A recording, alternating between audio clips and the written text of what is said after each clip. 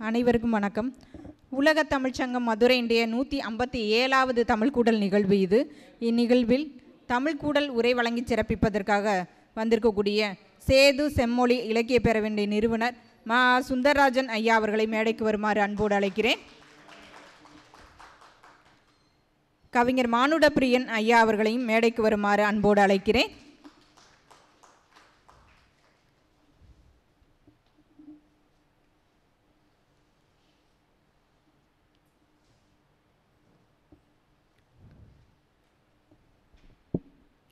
நிகழ்வின் தொடக்கமாக தமிழ்த்தாய் வாழ்த்து. நீராறும் கடலுடுத்த நிலமடந்தை கெளிலொழுகும் சீராறும் வதனமென திகழ் பரத கண்டமிதில் தெக்கணமும் அதில் சிறந்த திராவிடனல் திருநாடும் தக்க சிறு பிறை நுதலும் தரித்தனரும் திலகமுமே அத்திலக வாசனை போல் அனைத்துலகும் இன்பமுற எத்திசையும் புகழ் மணக்க இருந்த பெரும் தமிழனங்கே தமிழனங்கே உன் சீரிளமை திறம் வியந்து செயல் மறந்து வாழ்த்துதுமே வாழ்த்துதுமே வாழ்த்துதுமே.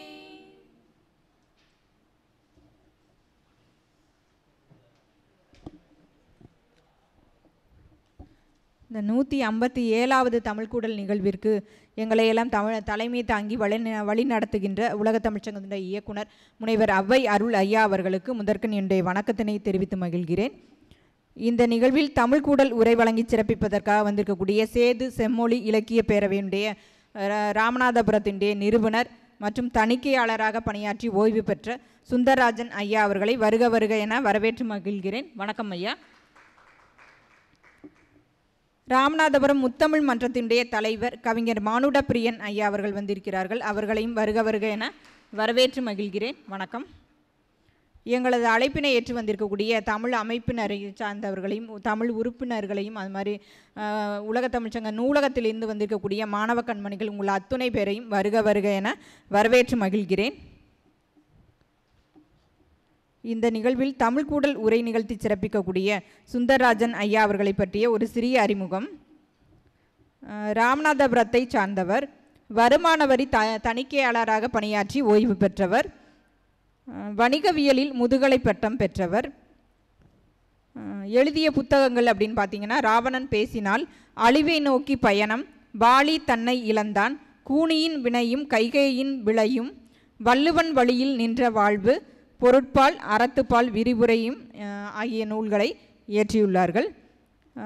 நிறைய பொறுப்புகளில் இருக்கிறார்கள் ஐயா அவர்கள். சேது செம்மொழி இலக்கிய கழகத்தினுடைய கம்பன் கழகத்தினுடைய நிறுவனராகவும் தலைவராகவும் பொறுப்பேற்று வழி நடத்தி கொண்டிருக்கிறார். அரிமா மாவட்ட முன்னாள் ஆளுநராகவும் பொறுப்பேற்றவர்கள் ஐயா அவர்கள். கம்பன் காவலர் விருது, அருள்செல்வர் விருது, தமிழ் மாமணி விருது, இலக்கிய கேசரி விருது, முகவை கம்பன் விருது ஆகிய விருதுகளுக்கு சொந்தக்காரர் ஐயா அவர்கள். இன்றைய நிகழ்வில் இலக்கை நோக்கி இலக்கியங்கள் என்ற தலைப்பில் உரை நிகழ்த்தி சிறப்பிக்க இருக்கிறார். இலக்கியங்கள் என்றாலே காலத்தை காட்டும் கண்ணாடி என்று சொல்லலாம். இலக்கியங்கள் நம்முடைய வாழ்க்கையை பிரதிபலிக்கின்றன. அந்த வகையில் இலக்கியங்களுடைய குறிக்கோள் மிகச்சிறப்பானதாக இருக்க வேண்டும். அப்படி இருந்தால் மட்டுமே அந்த இலக்கியம் வெற்றி பெறும் என்பதை முன்னெடுக்கக்கூடிய இந்த தலைப்பு இலக்கை நோக்கி இலக்கியங்கள் என்பதாகும். அந்த தலைப்பில் உரை நிகழ்த்தி சிறப்பிக்க ஐயா அவர்களை அன்போடு அழைக்கிறேன்.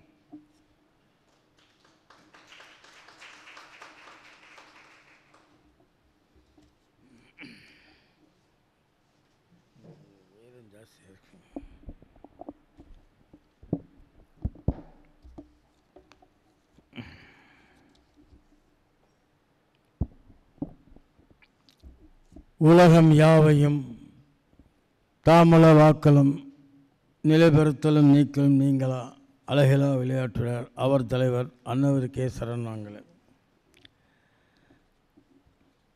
தமிழ்கூடல் 157வது நிகழ்வுக்கு தலைமையேற்று நடத்தி கொண்டிருக்கின்ற முனைவர் அவ்வை அருள் அவர்களே, இவ்விழாவிலே வரவேற்பை வாசித்து இங்கே அமைந்திருக்கின்ற முனைவர் சோமசுந்தரி அவர்களே, என்னோடு இணைந்து வருகை புரிந்திருக்கின்ற கலை இலக்கிய மன்றத்தினுடைய தலைவர் சவுந்தரபாண்டியன் அவர்களே, இலக்கியத்தில் மனிதநேயம் என்ற தலைப்பில் பேச இருக்கின்ற கவிஞர் மானுட பிரியன் அவர்களே, என்னோடு இணைந்து வந்திருக்கின்ற தீனதயாளன் அவர்களே, மற்றும் இவ்விழாவிலே பெரும் திரளாக வருகை புரிந்திருக்கின்ற தமிழ் ஆய்வாளர்களே, தமிழ் அருளாளர்களே, மாணவ செல்வங்களே, அன்பு சகோதர சகோதரிகளே, உங்கள் அத்தனை பேர்களுக்கும் என் நெஞ்சார்ந்த மனமார்ந்த வணக்கத்தை தெரிவித்துக் கொள்கின்றேன்.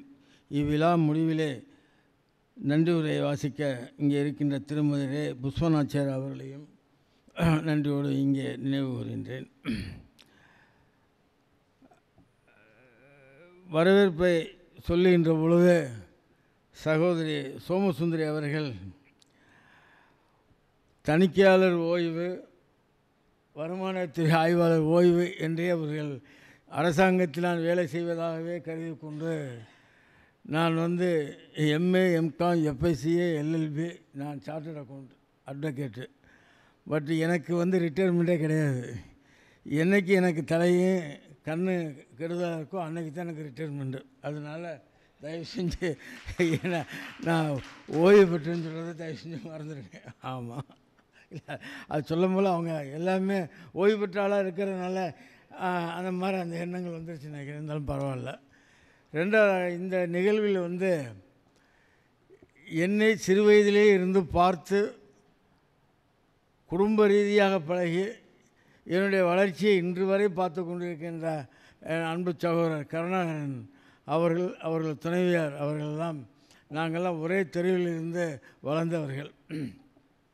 அதோடு மட்டும் இல்லாமல் இங்கே அமர்ந்திருக்கின்ற ஆசிரியர் அவர்களுடைய இடத்தைத்தான் நான் என்னுடைய அலுவலகத்தில் பின்னால் இடம் வாங்கி அதில் தான் கம்பன் கழகத்தை நடத்தி கொண்டிருக்கின்றேன். ஆக இவர்களெல்லாம் சந்திக்கின்ற வாய்ப்பு இந்த தமிழ் உறவுக்கு கிடைச்சிருக்கின்ற சொல்கின்ற பொழுது நெஞ்சார்ந்த மனமார்ந்த நன்றினை தெரிவித்துக் கொள்கின்றேன்.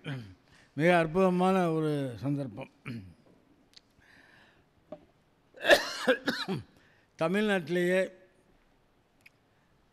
மாதந்தோறும் கூட்டங்கள் நடத்தி விருந்தோம்பலோடு நடத்துகின்ற தமிழ்நாட்டில் இருக்கிற கம்பன் கழகத்திலேயே சிறந்த கம்பன் கழகம் எங்களுடைய கம்பன் கழகம் ஒன்று தான்.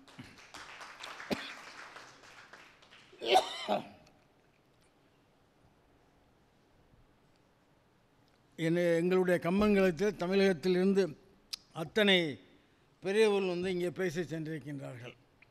மாதந்தோறும் பட்டிமன்றம், வழக்காடு மன்றம், சொல்லரங்கம், ஆராய்ச்சி மன்றம் போன்றவையெல்லாம் நாங்கள் நடத்தி கொண்டிருக்கின்றோம். மதுரையிலிருந்தும் பல பேர் பேசியிருக்கின்றார்கள். மிகப்பெரிய பேச்சாளர்களாக என்னிடத்தில் பேசி சென்றிருக்கின்றார்கள். எனக்கு தொழில் வணிக வரி தொழிலாக இருந்தாலும், எனக்கு அக்கௌண்டன்ஸ் தொழிலாக இருந்தாலும், தமிழ்மே இருக்கின்ற காதலால் நான் கிட்டத்தட்ட 26 ஆண்டுகளுக்கு முன்பாக அதை ஆரம்பித்து இன்று தமிழகத்திலே தலைசிறந்த சங்கமாக அதை கொண்டு அதன் மூலியமாக கிட்டத்தட்ட 20 வெளிநாடுகளுக்கு சென்று நான் விருதுகளை பெற்று இந்த தமிழ் எனக்கு அந்த அளவு உறுதுணையாக இருந்தது என்று சொன்னால், அந்த தமிழுக்கு நான் நெஞ்சார்ந்த மனமார்ந்த உங்கள் சார்பாக என் நன்றியை தெரிவித்துக் கொள்கின்றேன். நான் முதலாவதாக சகோதரி அவர்களிடத்தில் கேட்கின்ற பொழுது நான் கம்பனை பற்றி பேசுகிறேன் என்று சொன்னேன். அவர் சகோதரி அவர்கள் கம்பராமாயணம்லாம் பேசக்கூடாது, நீங்கள் அதை தவிர வேறு ஏதாச்சும் பேசுங்க, கம்பராமாயணம் தான் எனக்கு மூச்சு, நீங்கள் அதை விட்டுட்டு இப்போ இல்லை கம்பராமாயணம் வேணாம் சார் வேறு எதுவும் பேசுன்னு சொல்லப்போ டைட்டிலோடு பார்த்தீங்கன்னா சேது செம்மொழி இலக்கியம் இப்போ 5 வருஷம் ஆச்சு ஆரம்பிச்சு.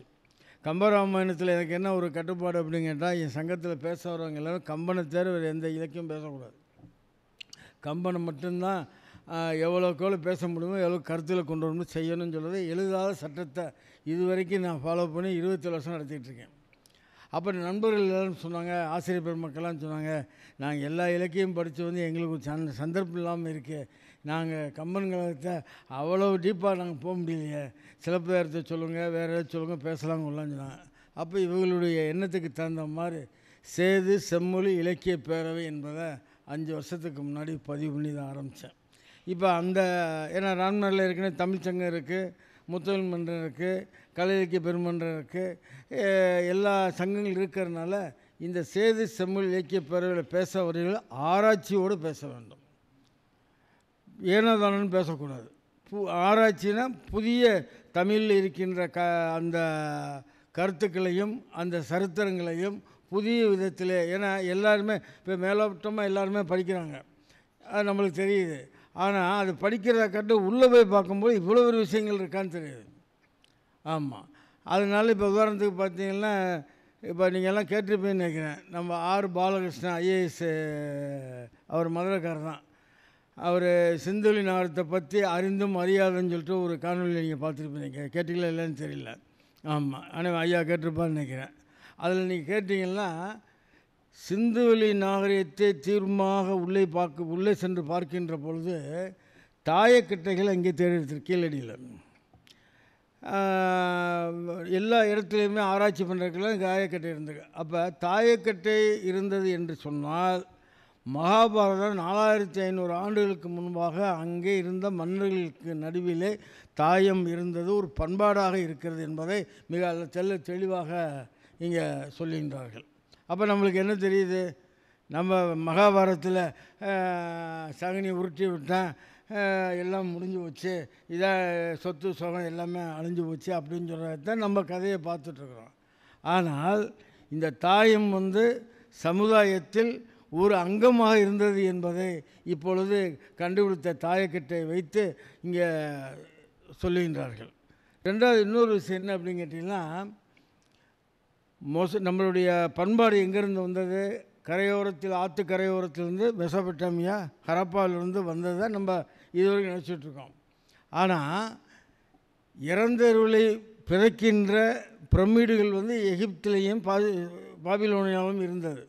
அது பாபிலோன் என்ன, ஒரு மன்னன் செத்துட்டான் அப்படின்னு கேட்டால் அவனுக்கு எந்தெந்த பெண்கள்லாம் பிரியமாக இருக்காங்களோ அந்த பெண்களையும் உயிரோடு வச்சு அந்த பெண்கள் வாழ்வதற்குரிய வயிறு நகை சாப்பாடெல்லாம் உள்ளே வச்சு கிட்டத்தட்ட ஒரு பாடியை புதைக்கும் போல் ஒரு 200 உயிருள்ளவங்களையும் சேர்த்து புதைப்பாங்க. அதுதான் பிரமிட்டில் இருக்கிறது. அந்த பண்பாடு இருந்தது. ஆனால் அதே காலகட்டத்தில் தென்னிந்தியாவில் என்ன இருக்குது அப்படின்னு கேட்டால், ஹரப்பா மதஞ்சோராவில் அகல் ஆராய்ச்சியில் என்ன தெரியுதுன்னா, மிக அற்புதமான எந்த கோயிலும் கிடையாது, எந்த வழிபாட்டு தலமும் கிடையாது. ஆனால் ரோடுகள் சாலைகள்லாம் நேரடியாக குறுக்குவருக்கு இல்லாமல் வீடுகள் எல்லாம் சரியான அளவிலே, தெருக்கள்லாம் அழகாக, ஒவ்வொரு தெருக்கள் முற்றிலையும் ஒரு கிணறும் ஒரு கழிப்பறையும் கட்டப்பட்டிருக்குது. கழிப்பறை ஆணுக்கு ஒன்று பெண்ணுக்கு ஒன்று தனியாக அடக்கத்தோடு கட்டிருக்கின்றார்கள். எப்போ 4500 ஆண்டுகளுக்கு முன்னாலேயே, அது சங்ககாலத்திற்கு முன்பாகவே இந்த மாதிரி ஒரு நடந்திருக்குது என்று சொன்னால் நம்முடைய நாகரிகம் எப்பொழுது எங்கிருந்து ஆரம்பிக்கப்பட்டது என்பதை நீங்கள் தகவலாக தெரிந்து கொள்ள வேண்டும். கிட்டத்தட்ட மெஹஞ்சோதராவுக்கும் ஹரப்பாவுக்கும் இடையில் இருக்க எத்தனை கிலோமீட்டர் தெரியுமா? 600 கிலோமீட்டர். ஆனால் இங்கே எந்த செங்கல் வச்சு கட்டியிருக்கிறார்களோ அதே செங்கலை அங்கே வைத்து கட்டியிருக்கிறார்கள். இங்கே எந்த அளவில் ரோடு பண்ணியிருக்கிறார்களோ அதே அளவில் அங்கும் ரோடு கட்டப்பட்டிருக்கிறது.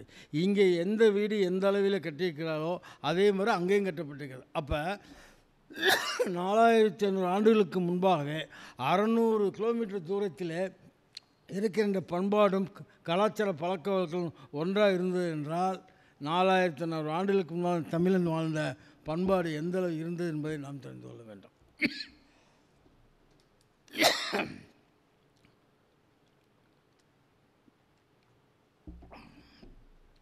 காலையில் வந்தோடனே அம்மா தலைமையில் ஒரு டீ கொடுத்தாப்புல. நாங்கள்லாம் சுகர் பேஷண்ட்டு, சுகர் ஃபேக்ட்ரி வச்சுருக்கிறாளுக்கு. காலையில் ஊசியை போட்டு வந்தேன். இங்கே கொடுத்த டீ இப்போ 2 மாத்திரை போடுறது மாதிரி ஏறி போச்சு கம்ப்ளீட்டாக. தண்ணி இருக்குது. இப்போ அதனால தான் சொல்கிறது, இதெல்லாம் எங்களுக்கு தெரியல. இதெல்லாம் நான் படித்ததுனாலையும் கேள்விப்பட்டாலும் பார்க்கும்போது தான் நம்மளுக்கு நம்மளுடைய பண்பாடு என்ன, நம்மளுடைய ஆழமான வரலாறு என்னன்னு சொல்லலாம் தெரியும். இப்போ புக்கெல்லாம் பார்த்தா மேலோட்டமாக இருக்குது. ஆனால் மேலோட்டமாக பரீட்சைக்காண்டி படிச்சுட்டு போகிற மொழிய, பரீட்சையில் மார்க் வாங்கி தேர்வுக்காண்டி படிக்கிற மொழிய, ஆனால் தனக்காக இந்த சமுதாயத்தை பற்றி தெரிந்து கொள்வதற்காக எத்தனை பேர் நம்ம உட்காந்துருக்கோம்? சொல்லுங்கள் பார்ப்போம். எவ்வளோ பெரிய இலக்கு! அப்போ ஒவ்வொரு மனிதனுக்கும் இலக்கு வேண்டும். இலக்கு இல்லாத வாழ்க்கை அது உயிரற்ற பிணத்துக்கு சமானம். எந்த வயதாக இருந்தாலும் சரி, எந்த சூழ்நிலையாக இருந்தாலும் சரி, ஒரு இலக்கை நிர்ணயம் செய்து அதனை நோக்கி நாம் பயணிக்க வேண்டும். அதில் பல தடைகள் வரலாம், பல சிக்கல்கள் வரலாம், எது எப்படி இருந்தாலும் பரவாயில்ல. ஆனால் அந்த இலக்கை நோக்கி அடைவதற்கான காரணிகள் நம்முடைய இலக்கியத்தில் எடுத்து கூறப்பட்டிருக்கிறது. எப்போ இருந்து கிட்டத்தட்ட நீங்கள் எல்லாருமே தமிழ் அறிஞர்கள் நீங்கள் வீட்டிருக்கீங்க. கிட்டத்தட்ட சங்ககாலியம் செவில் இலக்கம் என்ற கிட்டத்தட்ட பொது ஊழி ஆண்டுக்கு முன்னால் 200க்கு முன்னால், பொது ஆளி பின்னால் 500க்கு பின்னால் கிட்டத்தட்ட செவி இலக்கணம், அதான் சங்ககால இலக்கியங்கள் 2381 பாடல்கள் தான் மொத்த அமைப்பு. ஆமாம், அந்த 2381 பாடல்களில் 473 புலவர்கள் எழுதியிருக்காங்க. இந்த 473லையும் சொல்லும்போல் மன்னர்கள், கவிஞர்கள், புலவர்கள், பிரபுக்கள் எழுதுனதோட பெண் கவிஞர்கள் 73 பேர் பெண் கவிகள் எழுதியிருக்காங்க. இப்போ நல்லா பாருங்கள், பெண்களுக்கு நம்ம இன்னைக்கு வரைக்கும் பெண்களை நம்ம சமமாக நினைக்கிறோமா? மனசை தொட்டு சொல்லுங்கள் பார்ப்போம்.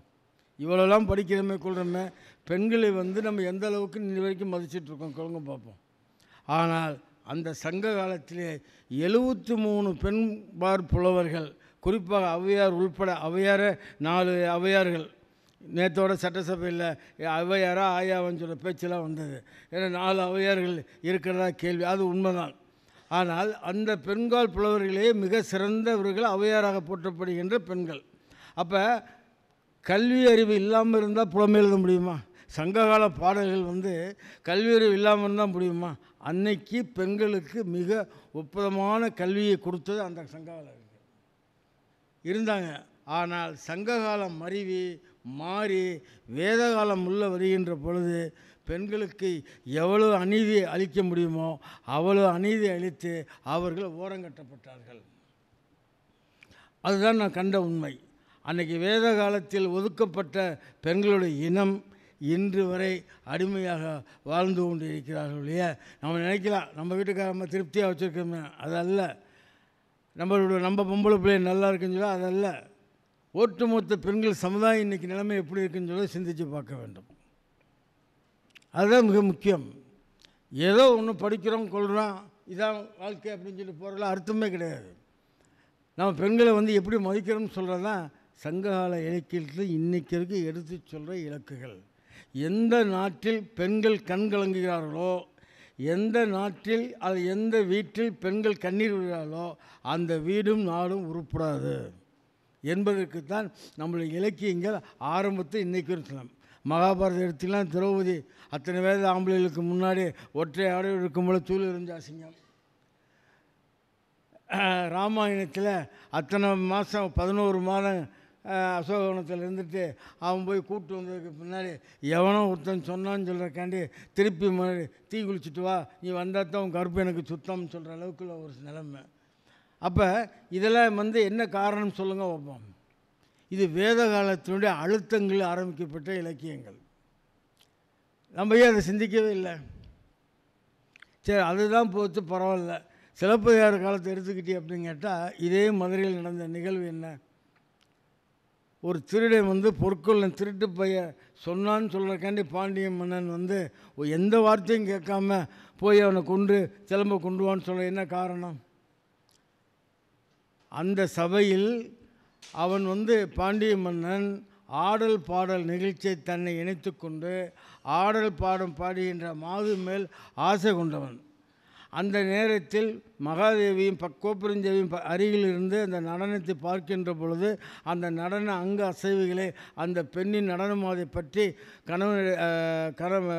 மன்னன் பேசுகின்றான். அப்போ பக்கத்துலேருந்து நான் பக்கத்தில் கட்டின மனைவியை வச்சுக்கிட்டு இன்னொருத்தை பற்றி வர்ணம் செய்கிறானே அப்படின்னு சொல்லி கோவிச்சிட்டு ஒருவர் எந்திரிச்சு போயிடுறான். எந்திரிச்சு போனோன்னே பாண்டியனுக்கு கோபம் வந்துடுது. ஆஹா, என் மனைவி கோவித்து போயிட்டாலே, இவளை ஏதாவது சமாதானப்படுத்தணுமே என்று சொல்லி பின்னாலே ஓடுகின்றான். பின்னாலே போயிட்டு அந்தப்புற வாசலில் நிற்கும்போது பொற்கொள்ளன் இடமறித்து, ராஜாவே ராணியுடைய சிலம்பு திருடி போகணுன்னு நான் பிடிச்சி வச்சுருக்கிறேன், நீங்கள் உத்தரவு கொடுத்தீங்கன்னா நான் அவங்கள கொண்டாந்துருவேன். உடனே அப்படியா, நீ அங்கே வச்சுருக்கியா? உடனே சரி, காவலர்களை கூப்பிட்டு பொற்கொள்ளனுடைய வீட்டுக்கு போய் அவன் திருடன் இருக்கானா அவனை கொண்டு எடுத்துட்டு, அதாவது அவனை கொண்டு சிலம்பு எடுத்துட்டு வா அப்படின்னு சொல்லி ஒரு ஆர்டரை போட்டு உள்ளே போயிட்டான். அதாவது இதிலேருந்து நம்ம தெரிஞ்சுக்கிற வேண்டிய என்னன்னு கேட்டால், ஒருவன் எந்த சூழ்நிலை இருந்தாலும், எந்த கஷ்டத்தில் இருந்தாலும், அது எந்த இன்பத்தில் இருந்தாலும், தன்னை நோக்கி வர பிரச்சனைகளுக்கு தீர்வு காணுவதற்கு நின்று யோசித்து தீர்வு கண்டிருந்தால் இந்த மதுரை மாநாடு இருந்திருக்காது இல்லையா? தன் மனைவி திருப்தி இல்லாமல் போயிட்டாலே, தன் மனைவி கோவப்பட்டு போயிட்டாலே அவளை சாந்தப்படுத்தணுமேன்னு சொல்கிறக்காண்டி தான் மைண்டில் இருந்துச்சு ஒழிய, வந்து சொல்கிறவனை எந்த திருடன், எந்த நாட்டுக்காரன், அவன் எப்படிப்பட்டவன், அவனை பிடிச்சி நீ வச்சுருக்கியா, சரி சபைக்கு கொண்டு வா, சபையில் வச்சு வாதி பிரதிவாதியை பற்றி நான் பேசுவேன்னு சொல்லிட்டு ராஜா அங்கே சொல்லலை. இதே மதுரையில் நடந்த நிகழ்வு. அன்றைக்கி அதை சொல்லியிருந்தானே சிலப்பதிகாரம் நடந்திருக்காது, மதுரையை எரிச்சிருக்க முடியாது. அப்போ இதில் என்ன தெரியுது, நம்ம தெரிஞ்சுக்க வேண்டிய வாழ்க்கையில் இலக்கு என்னன்னு கேட்டால், நம்மளுக்கு ஒவ்வொரு ஆளுக்கும் ஒவ்வொரு விதமான பிரச்சனைகள் வரும், ஒவ்வொரு ஆளுக்கும் ஒவ்வொரு விதமான இன்பங்கள் வரும், ஒவ்வொரு சூழ்நிலை வரும். ஆனால் அப்படி வருகின்ற பொழுது நாம் யோசிக்க வேண்டியது, நின்று நிதானித்து வாங்குகின்ற காதலே வாங்குகின்ற விஷயங்களை எப்படி வழிநடத்த வேண்டும், எந்த ஆலோசனைப்படி செய்ய வேண்டும், அந்த ஆலோசனைப்படி செய்தால் இது நடக்குமா நடக்காதா என்பதை தெளிவுபட செய்ய வேண்டும் என்ற சொல்லுதான் இந்த சிலப்பதிகாரத்தில் நமக்கு எடுத்து கூறப்பட்ட இந்த பாண்டியனுடைய வரலாறு. அது பாண்டி மதுரையில் எரித்த கண்ணையை எரித்தது சரியாக தப்பான்னு சொல்ல சப்ஜெக்டாக நான் போகலை. நடந்ததுக்கு காரணமே அவனுடைய மனைவியினுடைய ஊழலை தீர்ப்பதற்காக ஒரு மிகப்பெரிய கொலையை செய்து விட்டான் பாண்டியன். அதற்காக இந்த மதுரை எரிக்கப்பட்டது என்பதை வலியுறுத்தத்தான் நான் சிலப்பதிகாரத்தில் மேற்கோள் காட்டினேன். அடுத்தபடியாக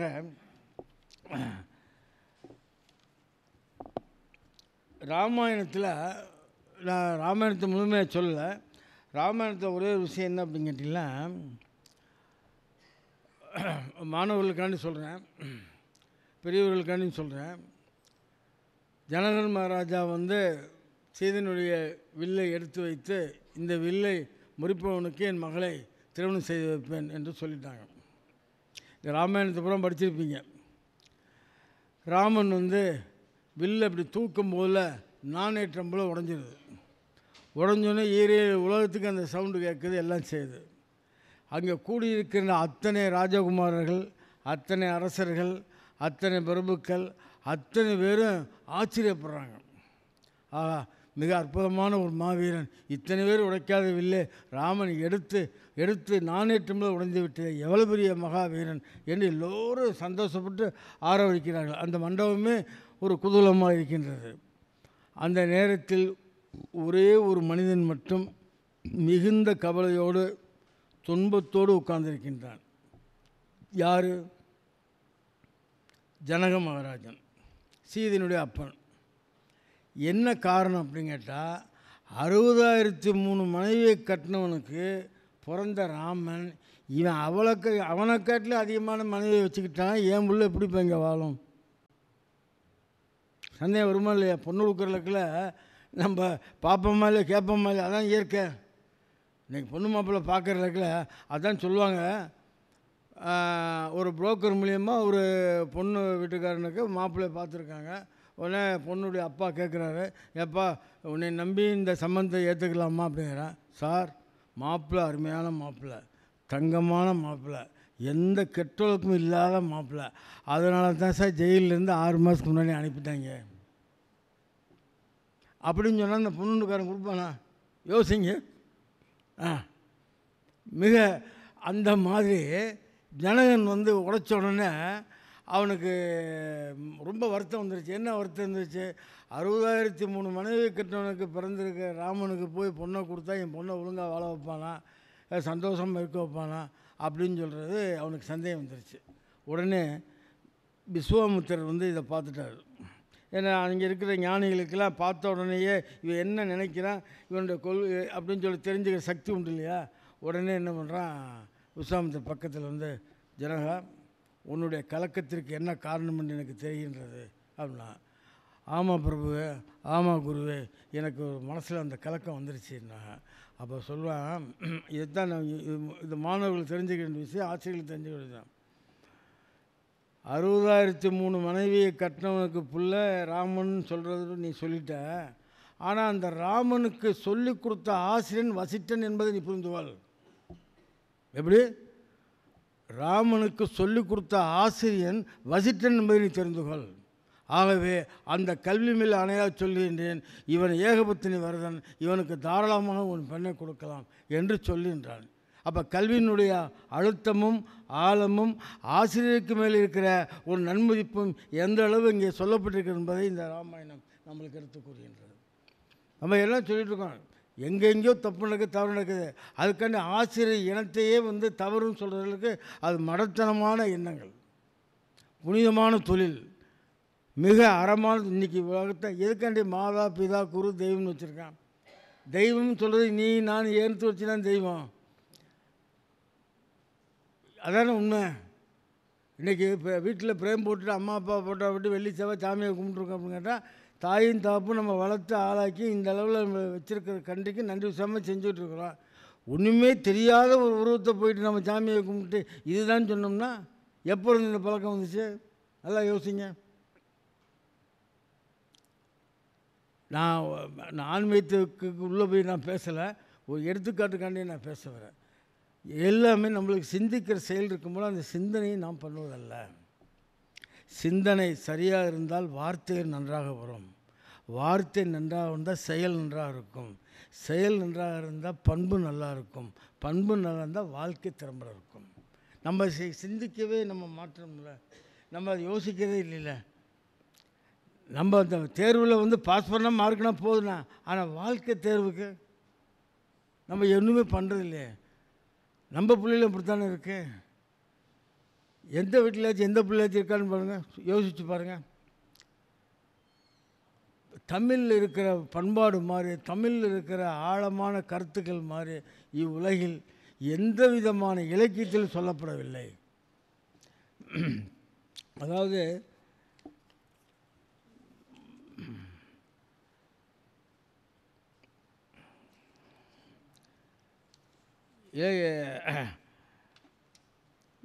ஔவையார் நல்வழியில் ஒரு கருத்தை சொல்லியிருக்கார். வெட்டனவை மெத்தனவை வெல்லவாம், வேலத்தில் பட்டு உருவுகோல் பஞ்சில் பாயாது, நெட்டு இருப்பு பாறைக்கு நெக்கு விட பாறை பசுமரத்தின் வேருக்கு நிற்கு விடும். தமிழறிஞர்கள் அனைவரும் எல்லாம் தெரிஞ்சு வச்சுப்பேன் நினைக்கிறேன். என்னை மறுபடியும் சொல்லவாத. வெட்டனவை மெத்தனவை வெல்லாம், வேலத்தில் பட்டுருவும் கோல் பஞ்சில் பாயாது, நெட்டிருப்பு பாறைக்கு நெக்குவிட பாறை பசுமரத்தின் வேருக்கு நெருக்குவிடும். அதாவது இங்கேருந்து ஒருத்தன் ரொம்ப வேகமாக யானை மீது வீசுறாங்க ஈட்டி. அந்த வீட்டி வீசும்போதில் அது தலைக்குள்ளே பாஞ்சு அந்த வேல் வெளியே யானை செந்துடும். ஆனால் அதே ஈட்டியை அதே மனிதன் ஒரு பஞ்சு மூட்டையில் வீசினான் என்றால் அந்த பஞ்சு மூட்டைக்குள் போகாமல் முட்டி கீழே விழுந்துவிடும். என்ன அர்த்தம்? இந்த ஔவையார் நல்வழியிலிருந்து நம்ம என்ன தெரிஞ்சுக்கிறோம் சொல்லுங்க பார்ப்போம். எந்த இடத்திலையும் கோபமாக பேசியோ கடுப்பாக பேசியோ எந்த காரியத்தையும் வீட்டிலும் சரி, நாட்டிலும் சரி, கட்சியிலும் சரி, அமைப்பிலும் சரி, எதிலும் சரி கோபமான வார்த்தைகள் முடிவில் நன்றாக நடக்காது. அமைதியாக சாந்தமாக அன்பாக பேசி எவ்வளவு காரியத்தை நம்ம சாதிக்க முடியும். ஒரு அதிகாரம் இருக்குது என்பதற்காக எனக்கு இதான் மிக அற்புதமான தொழில், என்னைக்கு கீழே தான் நீங்கள்லாம் இருக்கீங்க, என்னை விட பெரிய யாருமே கிடையாது, நான் அகம்பாவத்தில் பேசினேன் என்றால், நான் அகம்பாவத்தில் நடந்தேன் என்றால், என்னை வெளியில் போய் நான் எப்படா வெளியே போகிறேன் அப்படின்னு சொல்லி பூசையை போடத்தான் இருப்பானே. இன்றைக்கி நிலைமை அப்படித்தானே இருக்குது. நான் அந்த காலத்தில் ராஜாருடைய காலத்தில் எம்எல்சி அவர் தான் தமிழ்நாட்டுக்கு வாத்தியார்களுக்கு முதல் எம்எல்சி அவருக்கு தான் கொடுத்தாங்க. நீங்கள் எல்லாம் கேள்விப்பட்டிருப்பீங்க, ஆசிரியர் பெருமக்கள் இருந்தால் கேள்விப்பட்டிருப்பீங்க. அவருடைய ஸ்டூடெண்ட் தான். அவர் உள்ளே வரப்போகிற சமயத்தில் எங்களுக்கு வயிறு தன்னால் வலிக்க ஆரம்பிச்சிடும். அவர் அப்படியே பார்க்கும் போல் எப்படி நம்மளை அப்படியே குனிஞ்சுக்குருவோம். அப்படி குனியும் போல் டக்குன்னு தட்டி எந்திரிங்க இப்போ ஒரு கேள்வி கேட்கும் போல் தெரியலன்னா கைக்குள்ளே ஒரு பிரம்பு வச்சுருப்பார். அந்த பிரம்பு வச்சு ஒரு அடி அடிக்கும் போல் அப்படியே நரம்பு அத்தனையும் தெரிக்கிற மாதிரி இருக்கும். ஆனால் இன்றைக்கி ஆசிரியர் சமுதாயம் மாணவர்கள் மத்தியில் உள்ளே செல்கின்ற பொழுது அவன் மாணவன் கையை உள்ளே விடுகின்ற பொழுது உள்ளே கத்தி இருக்கிறதா கல் இருக்கிறதா என்ன தெரியாமல் ஆசிரியர் பயந்து செல்லுகின்ற காலம் இன்றைக்கி இருக்கிறது இல்லையா? இன்றைக்கி நான் பார்க்குறோம்ல, 4 நாளைக்கு முன்னாடி நான் ஒரு கீழக்கரை ஸ்கூலில் சீஃப் கெஸ்டாக போயிருந்தேன். எனக்கு முன்னாடி பேசுனது சார்பு ஆய்வாளர் ஒரு அம்மா. ஆமாம், அவங்க கூட மதுரைக்காரங்க நினைக்கிறேன். அந்த அம்மா பேசி முடித்த உடனே நான் பேச வேண்டிய பேச்சு. அந்த அம்மா பார்த்து பேரண்ட்ஸு டீச்சர்கிட்ட பார்த்து சொன்னிச்சு, அப்பா ஸ்கூலில் வந்து பேட் டச்சு குட் டச்சு அப்படின்னு சொல்லிட்டு ஒரு சூழ்நிலை இருக்குது. அதை மாணவர்களுக்கு நீங்கள்லாம் சொல்லணும். பேரண்ட்ஸு நீங்களும் அதை தெளிவாக சொல்லணும். எல்லாம் சொல்லிவிட்டு நீங்கள் கடைசியில் டோன் டச்சுன்னு நீங்கள் சொல்லிக் கொடுக்கணும் அப்படின்னு இந்த அம்மா ஒரு 9ஆவது படிக்கிறப்ப எழுந்திரிச்சு அவன் என்ன பண்ணா, நல்ல கூட்டம் அவ்வளோ இருக்கும் போல் பேரண்ட்ஸ் ஒரு பக்கம் இருக்காங்க, பிள்ளைகளாம் ஒரு பக்கம் இருக்குது, நாங்கள் மேடையில் இருக்கோம். அந்த பையன் எழுந்திரிச்சு வேறு டச், இந்த அம்மா சொன்னது bad touch good touch don't touch அப்படின்னு சொன்னிச்சு, பண்பாடு சொல்லி கொடுத்துச்சு. ஆனால் அவன் என்ன சொல்கிறான், எந்திரிச்சு வேறு டச்சுன்னு கேட்டான். குட் டச்சும் இல்லை பேட் டச்சு இல்லைன்னு சொல்கிற, டோன்ட் டச்சு நீ தொடக்கூடாதுன்னு சொல்கிறதா டீச்சர் சொல்கிறீங்க. ஆனால் இவன் என்ன கேட்குறான், வேறு டச்சுன்னு கேட்குறான். எந்த அளவுக்கு மாணவர்களுடைய மைண்டும் மாணவர்களுடைய செயல்பாடுன்னு பாருங்கள். எனக்கு ரொம்ப நாங்கள் எல்லாம் ஸ்டன் ஆகிட்டோம். அந்த ஆய்வாளரை என்ன இப்படி இருக்காங்களேன்னு சொல்லிச்சு. அப்போ நான் சொன்னேன், அம்மா நீங்கள் சொல்லுங்கள், மைண்ட் டச்சுன்னு சொல்லுங்கம்மா, மைண்ட் டச்சுன்னு சொல்லுங்கள். அவன் கேட்டதுக்கு கேள்விக்கு அப்புறம் என் ஸ்பீச்சில் வரும்போது நான் தெளிவாக எடுத்து பேரண்ட்ஸுக்கு நான் அட்வைஸ் பண்ணுங்க கம்ப்ளீட்டாக. இது எவ்வளோ பெரிய தப்பு. இப்போ இதில் என்ன காரணம்? இலக்கியங்களை நாம் சரியாக பெற்றவர்கள் தன் குழந்தைகளுக்கு சொல்லிக்கூடாத காரணம். நம்மளுக்கு 1000 வேலைகள் இருக்கலாம். எந்த பேரண்ட்ஸ்கிட்ட நீங்கள் பிள்ளை ஸ்கூல் போய்ட்டு வந்தோடனே பேரண்ட்ஸை உட்காந்துட்டு சொல்லி கேட்குறீங்க? ஒரு அரை மணி நேரம் உங்களால் பேச முடியுமா? உங்களுக்குள்ள வேலை உங்களுக்கு பெருசாக இருக்குது, உங்கள் வீட்டுக்காரம்மாக்கு அப்படி தான் பெருசாக இருக்குது. ஆனால் தாம் பெற்ற பிள்ளைகளுடைய வளர்ச்சி என்னன்னு சொல்லி கொஞ்சமும் நினைக்க மாட்டேங்கல. என்னமோ மாதத்தில் பணத்தை கட்டி ஸ்கூலுக்கு அனுப்பிட்டாலே வாழ்க்கை முடிஞ்சு வச்சு நினச்சிருக்கீங்கள. அதனால தான் நீங்கள் சீரியல் சீப்பிட்டுருக்கோம். நீங்கள் சமுதாயத்து பேப்பரை பாருங்கள், பேப்பர் தொடக்கவே எரிச்சலாக இருக்குது, அது படிக்கிறதுக்கு பயமாக இருக்குது.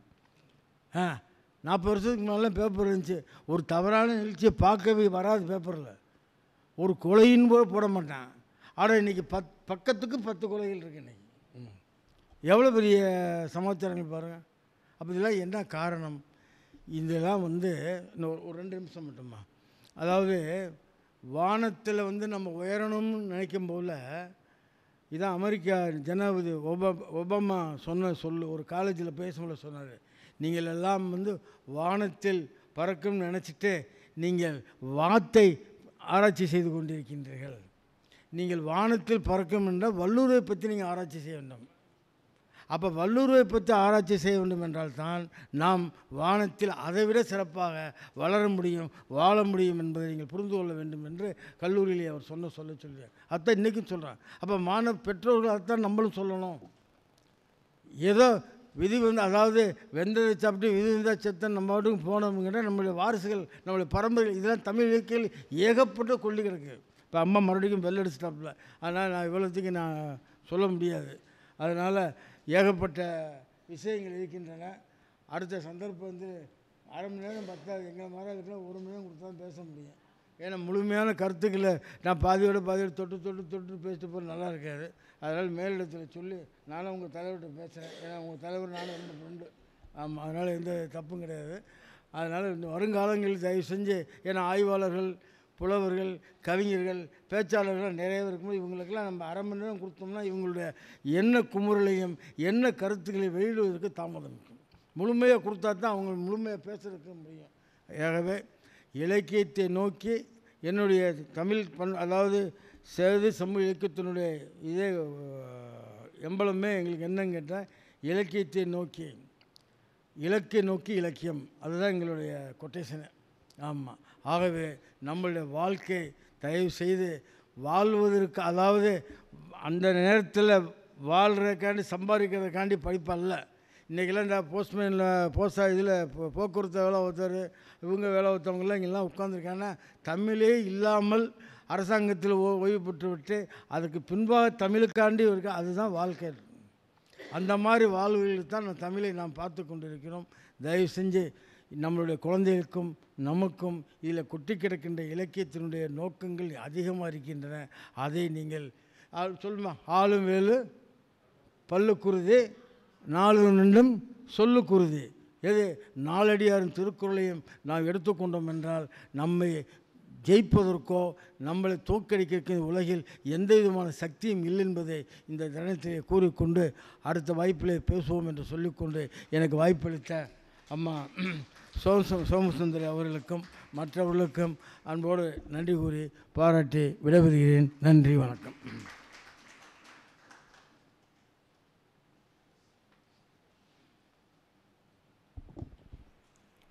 ஐயா அவர்கள் இலக்கை நோக்கி இலக்கியங்கள் என்ற தலைப்பில் ஒரு மிகச்சிறந்த உரைன்னு சொல்லலாம். சிலப்பதிகாரத்தில் பாண்டிய மன்னன் தன்னுடைய குறிக்கோளை விட்டதால் தான் அந்த சிலப்பதிகாரம் என்ற இலக்கியமே தோன்றியது. மதுரையை கண்ணகி எரிச்சா என்பதை அழகாக பதிவு செய்தார். இன்னொன்று, கம்பராமாயணத்தில் ஜனகன் தன்னுடைய குறிக்கோளை எவ்வளவு சிறப்பாக பண்ணினான் என்பதை அழகாக அந்த ஒரு காட்சியின் மூலம் அழகாக விளக்கினார். ஐயா அவர்களுக்கு எங்களுடைய மனமார்ந்த நன்றியினை தெரிவித்துக் கொள்கிறோம். நன்றி ஐயா. அடுத்து இரண்டாவது, முத்தமிழ் மன்றத்துடைய தலைவர் கவிஞர் மானுட பிரியன் ஐயா அவர்களை பற்றிய ஒரு சிறிய அறிமுகம். அரசியல் அறிவியலில் முதுகலை பட்டம் பெற்றவர், எழுத்தாளர், கவிஞர், பாடலாசிரியர், சொற்பொழிவாளர் என பன்முக திறமைகள் பெற்றவர். பொதிகை தொலைக்காட்சியில் காந்திய சிந்தனைகள் என்ற தலைப்பில் தொடர்ந்து பேசியுள்ளார் 4 மாதங்கள். அது மாதிரி பட்டிமன்ற நிகழ்வுகளுக்கு நடுவராக பணியாற்றிய அனுபவம் மிக்கவர். புத்தக படைப்புகளில் இந்திய ஒருமைப்பாடும் சமூக நல்லிணக்கமும், சூரியனை திருப்பிச் சுடும் பாலை என்ற 2 நூல்களை எழுதியுள்ளார். துபாயில் தமிழ்ச்சங்கம், தமிழ் பண்பாட்டுக் கழகம், ஐமான் சங்கம், ஈமான் சங்கம், காயிதே மில்லத் பேரவை ஆகிய அமைப்புகளில் பொறுப்பேற்று செயலாற்றியவர். உலக தமிழ் கவிஞர் பேரவையில் முத்தமிழறிஞர் கலைஞர் விருது பெற்றவர். 2023ஆம் ஆண்டில் கலைஞரின் சாதனைகளை விளக்கி எழுதப்பட்ட கின்னஸ் சாதனை பட்டியலில் 11,700 பரதநாட்டிய கலைஞர்களுடைய நாட்டியத்தை நிகழ்த்தினார்கள். இந்த சாதனை பாடலை நிகழ்த்தியமைக்காக செந்தமிழ் தென்றல் என்ற விருதினை பெற்றவர். தற்பொழுது ராமநாதபுரம் முத்தமிழ் மன்றத்தினுடைய தலைவராகவும் கம்பன் கழகத்தினுடைய பொதுச் செயலாளராகவும் பொறுப்பேற்று தன்னுடைய இலக்கிய பணியினை செய்து வருகிறார். ஐயா அவர்கள் இன்றைய நிகழ்வில் இலக்கியத்தில் மனிதநேயம் என்ற தலைப்பில் உரை நிகழ்த்தி சிறப்பிக்க அன்போடு அழைக்கிறேன்.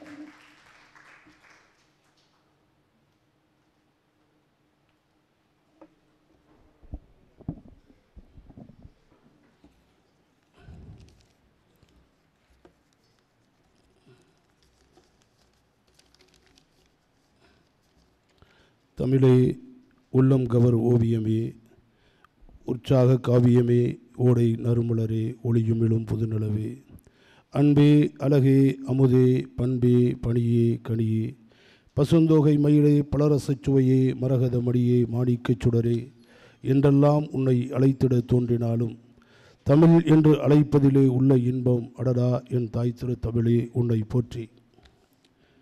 உலக தமிழ்ச்சங்கம் தமிழ் கூடலுடைய 157வது நிகழ்வில் வரவேற்புரை நிகழ்த்திய சோமசுந்தரி அம்மா அவர்களே,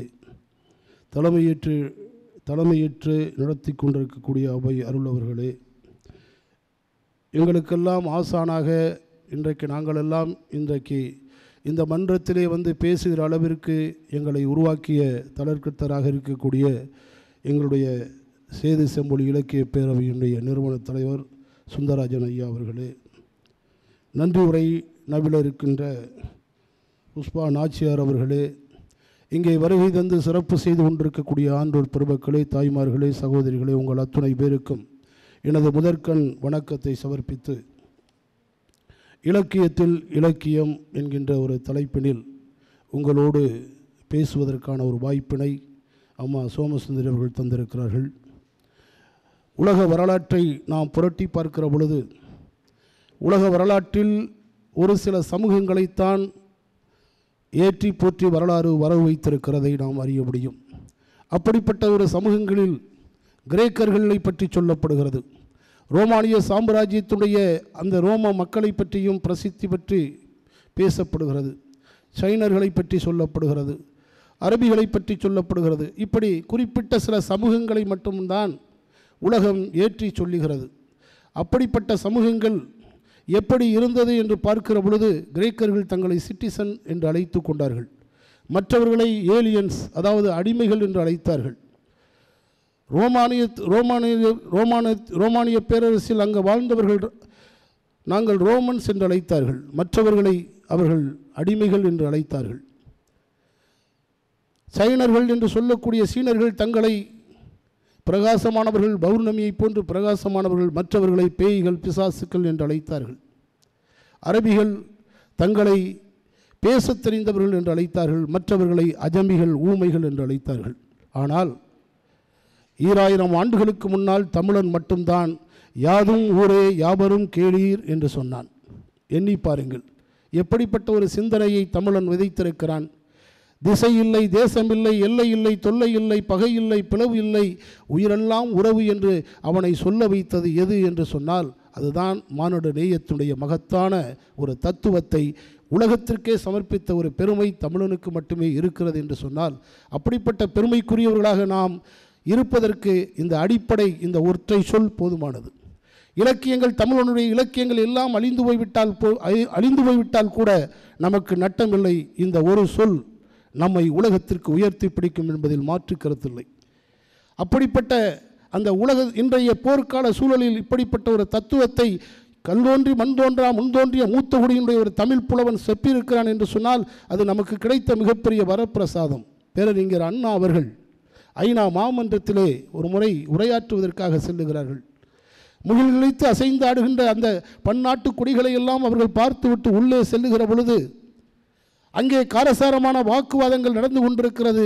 அதை பார்த்துவிட்டு அண்ணா சொல்லுகிறார்கள், அதாவது ஒவ்வொருவனும் ஒவ்வொரு நாட்டுக்காரனும் தன்னுடைய கொடிதான் உயரை பறக்க வேண்டும், மற்றவர்களுடைய கொடி தாழ வேண்டும் என்கின்ற அந்த பேச்சை பார்த்துவிட்டு அறிஞர் அண்ணா அவர்கள் எழுந்து சொன்னார்கள், ஓ ஐநா மாமன்றத்துடைய ஆண்டோர் பிரபுக்களே, எங்கள் கணியன் பூங்குன்றனார் 2000 ஆண்டுகளுக்கு முன்னால் சொல்லியிருக்கிறான், உங்களுடைய யுஎன்னுடைய, அதாவது ஐநா மாமன்றத்தினுடைய முகப்பில் எழுதுங்கள், உங்களுடைய யுத்த கப்பல்களின் முதுகுகளில் எழுதுங்கள், உங்களுடைய பீரங்கினுடைய பீடங்களில் எங்கள் கணியன் பூங்குன்றனார் சொன்னான் அல்லவா, அந்த சொல்லோவியத்தை யாதும் ஊரே யாவரும் கேளீர் என்ற அந்த ஓவியத்தை எழுதுங்கள் என்று சொல்லுகிற அளவிற்கு அந்த பெருமை நமக்கு இருக்கிறது. ஏன் அப்துல் கலாம் கூட அதைத்தான் வலியுறுத்தியிருக்கிறார்கள். அப்படிப்பட்ட ஒரு சமூகம் இன்றைக்கு எப்படி போய்கொண்டிருக்கிறது? நம்முடைய தலைவர் அவர்கள் சொன்னார்கள் அல்லவா, பண்பாட்டு சீரழிவில், கலாச்சார சீரழிவில் இன்றைக்கு ஒரு சமூகம் போய்கொண்டிருக்கிறது. ஒரு அறிஞன் சொல்லுகிறான், உன் சமூகத்தினுடைய இளைஞனுடைய போக்கை சொல், உன் தேசம் அடையவிருக்கிற வெற்றியை நான் சொல்லுகிறேன் என்று சொன்னான். இன்றைக்கு போதை போன்ற தவறான வழிபாடுகளில் இன்றைக்கு இளைஞர்கள் சிக்குண்டிருக்கக்கூடிய ஒரு காலகட்டத்தில் நாம் வாழ்ந்து கொண்டிருக்கிறோம் என்று சொன்னால், ஆபத்தின் மீது ஆசைப்பட்டு கொண்டிருக்கக்கூடிய ஒரு சமூகத்தை நாம் மடைமாற்றம் செய்யவில்லை என்று சொன்னால் அவர்களே நமக்கு கொல்லி வைப்பார்கள். குடும்ப அமைதி எல்லாம் சிதைந்து போய்விடும். ஆக அப்படிப்பட்ட ஒரு காலகட்டத்தில் இப்படிப்பட்ட தலைப்புகள் எல்லாம் அவசியமும் அவசரமுமாக இருக்கிறது என்பதை இந்த நேரத்தில் நான் கூறிக்கொள்ள கடமைப்பட்டிருக்கிறேன். கடலை நாம் பார்த்திருக்கிறோம், எல்லோரும் பார்த்திருக்கிறோம், ரசித்திருக்கிறோம். கடல் அலையினுடைய அந்த கரையை தட்டி திரும்புகின்ற அலையை பார்க்கிற பொழுது சிலர் ரசிப்பார்கள், சிலர் கால்களை உள்ளே கொண்டு போய் நனைத்து விட்டு வெளியே வருவார்கள், சிலர் முத்து எடுப்பார்கள், சிலர் மீன் பிடிப்பார்கள். ஆனால் தமிழன் அந்த கடலினுடைய அந்த கரை தட்டி திரும்புகின்ற அந்த அலையினுடைய ஓசையை பார்த்துவிட்டு ஒரு பெண்ணின் அழுகுரலாக அதை பாவிக்கிறான் என்று சொன்னால், அவனிடத்தில் இருந்த அந்த அக்னியை கூட உயர்தனையாக பார்க்கிற அந்த மாண்பும் அந்த பெருமையும் அந்த சிறப்பும் தொன்மையும் தமிழனுக்கு மட்டுமே இருந்திருக்கிறது என்று சொன்னால் பெருமைப்படக்கூடிய பல்வேறு செய்திகளை நம்முடைய இலக்கியங்களிலே பொதிந்திருக்கிறது. மானும் தண்ணீருக்காக, அதாவது கொளுத்தும் வெயில், அந்த கொளுத்தும் வெயிலில் தண்ணீர் தேடி அலைகிறது. நீண்ட நேரத்திற்கு பிறகு, நம்முடைய இலக்கியம் சொல்லுகிற சான்று, நீண்ட நேரத்திற்கு பிறகு சேரும் சகதியும் கலந்த ஒரு சின்ன இடத்தில் குறைவான தண்ணீர் இருக்கிறது. அந்த தண்ணீர் அந்த மான்களுக்கு போதுமானதாக இல்லை. இருந்தாலும் பெண்மான் நினைக்கிறது தன்னுடைய ஆண் துணை அருந்த வேண்டும் என்று, ஆண் துணை நினைக்கிறது தன்னுடைய பெண்மான் அருந்த வேண்டும் என்று, இரண்டு மான்களும் வாயை தண்ணீரில் வைத்து குடிப்பதற்கு முயற்சி செய்து கொண்டே இருக்கிறது. தண்ணீர் குறைந்தபாடு இல்லை. ஆக எப்படிப்பட்ட ஒரு அக்னியினுடைய செய்தியின் மூலமாக எப்படி இருக்க வேண்டும் என்கிற ஒரு பண்பாட்டை தமிழன் விதைத்திருக்கிறான் என்று சொன்னால், அதாவது தன்னுடைய பெண்மான் அருந்த வேண்டும், தாகத்தை தனித்து கொள்ள வேண்டும் என்கிற விட்டு கொடுக்கக்கூடிய ஒரு பெருந்தன்மை மான்களிடத்தில் இருந்ததாக இந்த இலக்கியம் சொல்லி காட்டுகிறது என்று சொன்னால், இதுதான் நேயத்துடைய மிகச்சிறந்த பண்பாடு. ஆக கண்ணதாசன் கூட ஒரு பாடல் எழுதியிருப்பான், நீ பேச நினைப்பதெல்லாம் நான் பேச வேண்டும், நான் பேச நினைப்பதெல்லாம் நீ பேச வேண்டும். இந்த பாடல் கூட இந்த மான்களிலிருந்து எடுத்திருப்பானோ என்கிற கூட சந்தேகம் எனக்கு இருக்கிறது. ஆக ஒரு வாழ்க்கை என்பதற்கு ஒரு மான்களின் மூலமாக கொடுக்கல் வாங்கல் விட்டு கொடுத்தல் இவையெல்லாம் இந்த தமிழன் பெற வேண்டும் என்பதற்காக ஒரு அக்ரணையின் மூலமாக ஒரு உயர்தனைக்கு பாடம் நடத்துகிற பண்பாடு, ஒரு நேயம் தமிழனிடத்திலே இருந்திருக்கிறது என்று எண்ணி பார்க்கிற பொழுது நாம் எல்லாம் புலங்காகிதம் அடைய வேண்டும். கண்ணகி நம்முடைய தலைவர்கள் சிலப்பதிகாரத்தை குறிப்பிட்டார்கள். கோவலனும் கண்ணகி விட்டு கோவலன் பிரிந்து விடுகிறான். பின்பு அவன் திரும்பி வருகிறான்.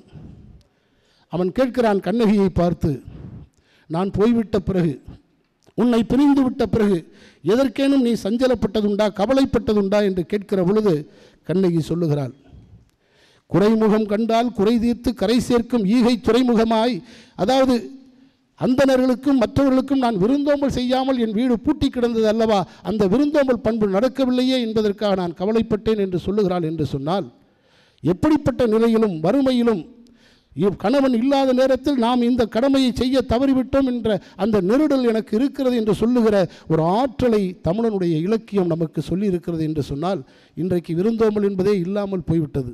உறவுகள் எல்லாம் அற்று போய்விட்டது. ஒரு வீட்டுக்கு 2 குழந்தைகள் தான், சித்தப்பா பெரியப்பா மாமா, இந்த உறவுகள் எல்லாம் சொல்லுவதற்கு இன்றைக்கு ஆட்கள் இல்லாமல் போய்விட்ட ஒரு காலகட்டத்திலே நாம் வாழ்ந்து கொண்டிருக்கிறோம். ஆக சங்க இலக்கியத்தினுடைய ஒரு பாடல் பாடல் சொல்லுகிறது, கணவன் திரவியம் தேடுவதற்கு, அதாவது தலைவன் திரவியம் தேடுவதற்காக சென்றிருக்கிறான். திரும்பி வருகின்ற வழி ஒரு கார்கால நேரம், அவன் வண்டியிலே தேரிலே வேகமாக வந்து கொண்டிருக்கிறான். ஆனால் 2 மருங்கிலும் இருந்த அந்த சோலை வனத்தில் வண்டிகள் மகரந்த சேர்க்கையில் ஈடுபட்டு கொண்டிருக்கக்கூடிய இந்த தேரினுடைய ஓட்டத்தை பார்த்து அவையெல்லாம் சிறகடித்து பறக்கிறது. இதை பார்த்துவிட்டு அவனுக்கு ஒரு இதயத்தில் ஒரு நெருடல் ஏற்படுகிறது. ஆகா, என்ன காரியம் செய்துவிட்டோம், கார்காலத்தில் நாம் தலைவியை நோக்கி ஓடி போய் கொண்டிருக்கிற இந்த நேரத்தில் இந்த வண்டிகளுக்கு கூட இது போன்ற ஒரு சூழலை நாம் உருவாக்கிவிடக்கூடாது என்பதற்காக அந்த மணி ஓசை இருக்கிறதல்லவா, தேரினுடைய மணி ஓசையை அதை நிறுத்தி அதை கட்டி ஒரு கயிற்றின் மூலமாக கட்டிவிட்டு அவன் நடந்து செல்லுகிறான் என்று சொன்னால், எப்படிப்பட்ட ஒரு நேயத்தை தமிழன் பெற்றிருக்கிறான், தமிழர்கள் வரக்கூடிய சந்ததிகள் பெற வேண்டும் என்பதையெல்லாம் நமக்கு இதன் மூலமாக நாம் தெரிந்து கொள்ள முடிகிறது. விரலிவிடும் தூது என்கிற ஒரு இலக்கியம் இருக்கிறது. காதல் கதையை மிக அற்புதமாக சொல்லியிருப்பான். அந்த காதல் கதையில் என்னவென்று சொன்னால், ஒரு தலைவி தலைவனை காதலிப்பாள். காதலித்தாலும் கூட அந்த தாய் அதை அங்கீகரிக்க மாட்டாள், ஏற்றுக்கொள்ள மாட்டாள். அவள் காதலிப்பதை அங்கீகரிக்க மாட்டாள், மறுதளிப்பாள். இருந்தாலும் காதலுக்கு என்ன, பாரதிதாசன் சொல்லுவான் அல்லவா, காதலியர் கடைக்கண் பார்வை காட்டிவிட்டால் மண்ணில் குமரருக்கு மாமலையும் ஒரு கடுகாம் என்கின்ற அடிப்படையில் அவள் சென்று விடுகிறாள். பாரதிதாசன் கூட சொல்லுவான், இரு மனங்கள் இணைந்த பிறகு நின்று தடை புரிந்தால் நிச்சயம் தோல்வி கொள்வாய் என்று உலகத்திற்கு எச்சரிக்கை விடுத்திருக்கிறான் காதல். ஆக இன்றைக்கு அப்படிப்பட்ட ஒரு சூழலில் அவள் என்ன செய்கிறாள், தன் கண்டவனையும் கொண்டவனையும் மனமுடிக்க வேண்டும் என்பதற்காக அவள் தலைவனோடு சென்று விடுகிறாள். தாய் அழுகையினுடைய கண்ணீரோடு மகளை தேடி வருகிறாள். தேடி வருகிற பொழுது அந்தணர்கள் அமர்ந்திருக்கிறார்கள். அவரிடத்தில் கேட்கிறாள், இந்த பகுதியின் இந்த பக்கம் ஒரு பெண் போனாளா என்று கேட்கிறாள். தன் மகளை பற்றி கேட்கிறாள், விசாரிக்கிறாள். அப்பொழுது அவர்கள் சொல்லுகிறார்கள், விரிந்த மார்புடைய ஒரு ஆண் புஜமுள்ள ஒருவனுடைய தோளை தொற்றி கொண்டு ஒரு பெண் போனால் நாங்கள் பார்த்தோம் என்று சொல்லுகிறார். சொன்னவுடன் அவளுக்கு கண்ணீர் வேகமாக கண்களிலிருந்து கண்ணீர் கரை புரண்டு ஓடுகிறது. அப்பொழுது அவர்கள் கேட்கிறார்கள், பெண்ணே எதற்காக நீ அழுகிறாய், ஏன் அழுகிறாய்? இல்லை, நான்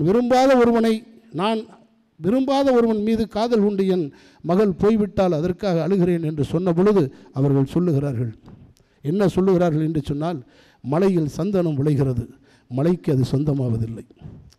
கடலில் முத்துக்கள் விளைகிறது, கடலுக்கு முத்துக்கள் சொந்தமாவதில்லை. நீ அழுவதில் அர்த்தமில்லை, இயற்கை அப்படித்தான். காதல் என்பது முகாந்தரம் சொல்லிவிட்டோ முன்னறிவிப்பு செய்துவிட்டு வருவதில்லை. அவள் விரும்பியிருக்கிறாள், போய்விட்டாள். ஆனால் இன்றைக்கு நாம் என்ன செய்து கொண்டிருக்கிறோம்? ஆணவ கொலையை நடத்தி கொண்டிருக்கிறோம் என்று சொன்னால் இந்த இலக்கியம் நமக்கு பாடம் நடத்தி கொண்டிருக்கிற இந்த தருணத்தில் எப்படிப்பட்ட ஆணவ கொலைகள் இன்றைக்கு செய்தித்தாள்களை நம்முடைய தலைவர் குறிப்பிட்டார்கள் அல்லவா? செய்தித்தாள்களை புரட்டினால் கொலை, கொள்ளை, கற்பழிப்பு, இதுதான் இன்றைக்கு தலைப்புச் செய்தியாக வந்து கொண்டிருக்கிறது என்று சொன்னால் இன்றைய தமிழ் சமூகம் இன்றைக்கு எங்கே போய் கொண்டிருக்கிறது என்பதை நாம் எண்ணி பார்க்க வேண்டும். மொரார்ஜி தேசாய் ஒரு முறை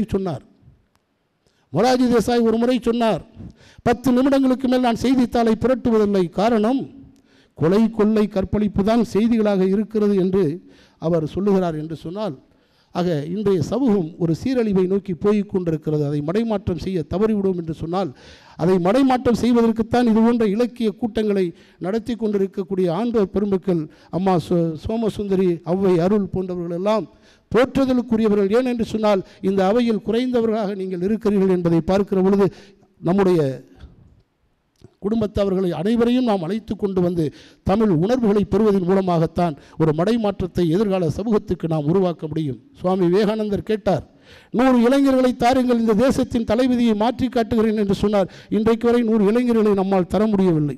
அதானே உண்மை. ஆக இப்படிப்பட்ட ஒரு சூழலில் நாம் எதையேனும் செய்தே ஆக வேண்டும். ஒருவன் வழிப்போக்கன் ஒரு நடந்து செல்லுகிறான். அப்பொழுது அவனுக்கு தாகம் ஏற்படுகிறது. ஒரு மண்பானையை பார்க்கிறான், மண்பானையில் தண்ணீர் இருக்கிறது. அவன் கேட்கிறான் மண்பானையை பார்த்து, கொளுத்தும் வெயிலில் எப்படி உன்னால் உள்ளும் புறமும் குளிர்ச்சியமும் வெப்பத்தையும் உன்னால் எப்படி தர முடிகிறது என்று கேட்கிறான். பானையிடத்தில் அவன் பேசுகிறான், உன்னால் கொளுத்தும் வெயிலில் எப்படி குளிர்ச்சியையும் வெப்பத்தையும் எப்படி உன்னால் தர முடிகிறது என்று கேட்ட பொழுது அந்த மண்பானை அவனுக்கு பாடம் சொன்னது.